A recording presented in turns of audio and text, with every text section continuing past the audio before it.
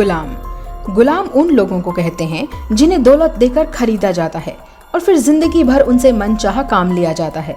मगर कई गुलाम ऐसे भी हुए जो उसे खरीदने वाले राजा या अमीर के इतने करीब आ गए कि एक बादशाह के बराबर रुतबा पा बैठे। आज हम ऐसे ही कुछ गुलामों के बारे में जानेंगे जो अपने मालिक की मेहरबानी की बदौलत जर्रे से आसमान तक पहुंच गए। मलिक अंबर इथोपिया का गुलाम था जिसे अहमदनगर के सुल्तान के वजीर चंगेज खान ने खरीदा।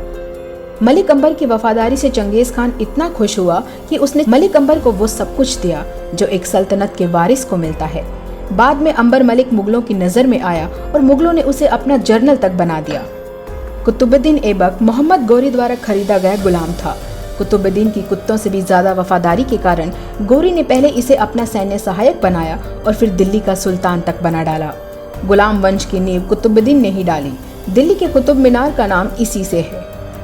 मलिक काफूर अलाउद्दीन खिलजी का गुलाम था। वो अलाउद्दीन खिलजी के इतना करीब था कि उसे देवगिरी का गवर्नर तक बना दिया गया था।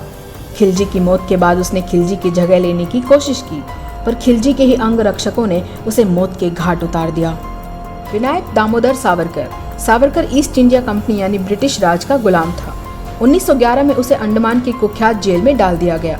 उन्हें 50 वर्षों की सजा हुई थी, लेकिन सजा शुरू होने के कुछ महीनों में ही उन्होंने अंग्रेज सरकार को माफीनामा लिखा कि उन्हें रिहा कर दिया जाए।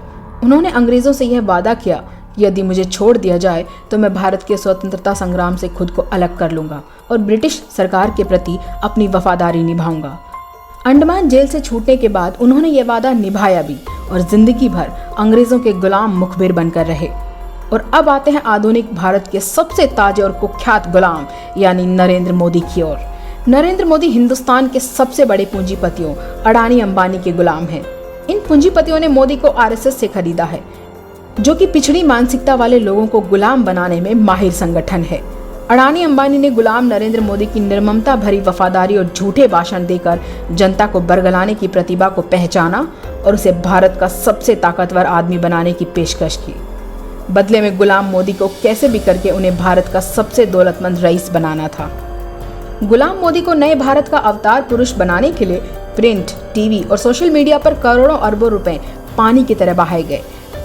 जनता को दिखाया गया कि यही वो व्यक्ति है जो भारत को अमेरिका से बड़ी सुपर पावर बना सकता है।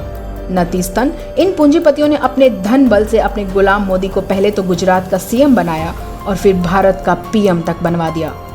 बस तब से लेकर अब तक गुलाम मोदी भारत देश की तमाम संपत्तियों को अपने इन पूंजीपति आकाओं के हवाले कर रहा है, कानून बदल रहा है और सामने आने वाली हर बाधा को बेरहमी से कुचल रहा है।